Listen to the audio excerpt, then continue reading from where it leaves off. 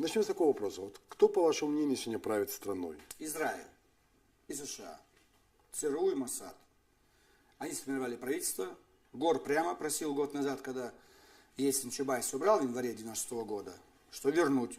И Ельцин обещал вернуть до наиболее высокую должность. Немцов это ставленник Израиля. То есть я ничего не имею против этих стран. Ради бога, они имеют право это делать. Но я отвечаю на вопрос. Они руководят сегодня страной. Поэтому почему отчуждение к демократам и тяга к коммунистам? Они то же самое делали, но они были свои. Пусть все решала Старая площадь, идеологический отдел, но это были свои. Пусть негодяи, но они хоть что-то делали для России. А когда все в руках иностранного государства, естественно, это иностранное государство вправе и должно делать все в своих интересах. Поэтому это вызывает у многих вот такое отчуждение к этому правительству и руководству.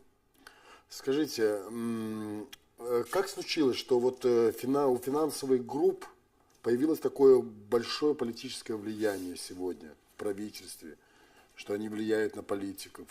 Благодаря тому, что они сумели захватить под видом приватизации, перехода к рыночной экономике, все национальные богатства страны. Все то, что стоило миллиарды долларов, они купили за десятки миллионов. То есть в 100, в 1000 раз дешевле. Это в любой стране можно сделать. Одной кучке отдать все национальные богатства в 1000 раз дешевле, чем это стоит на самом деле.